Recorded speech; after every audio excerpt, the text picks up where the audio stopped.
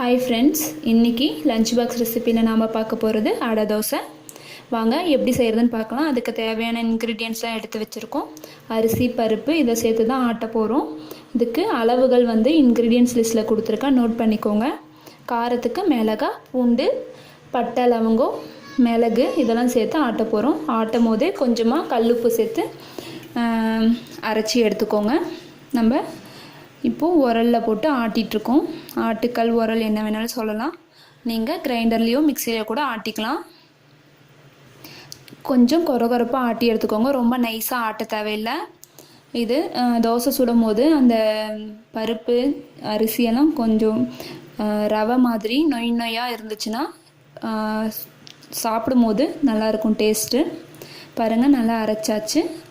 இது கூட அந்த காரத்துக்கு சேர்க்க வேண்டியதெல்லாம் மிக்சியில் போட்டு அரைச்சி சேர்த்துக்கலாம். சேர்த்து இப்போ தோசை ஊற்றிக்கலாம். இது புளிக்க தேவையில்லை. இந்த மாவு டைரெக்டாக நம்ம அரைச்சதுமே ஊற்றிக்கலாம். நல்லா நைஸாக தடவி விடுங்க. நம்ம ப்ளைன் தோசை மொறுமொறுப்பாக ஊற்றுற மாதிரி நைஸாக தடவி ஊற்றி கொஞ்சம் நேரம் ஆனதும் எண்ணெய் ஊற்றிட்டு நம்ம சுட்டு எடுத்துக்கலாம். நம்மளோட அடை தோசை ரெடி ஆகிடுச்சு. நீங்களும் ட்ரை பண்ணுங்கள். ரொம்ப குவிக்காக முடியக்கூடியது. வீட்டில் இருக்கிற பொருட்கள் வச்சே பண்ணலாம். இதுக்காக எக்ஸ்ட்ராவாக எந்த பொருளும் நம்ம வாங்க தேவையில்லை. பாருங்கள், நல்லா மொறுமொறுப்பாக எவ்வளோ அழகாக அதுவே எலும்பி வருது இல்லைங்களா? திருப்பி போட்டுக்கலாம். சூப்பராக இருக்கும். தேங்காய் சட்னி, தக்காளி சட்னியோட.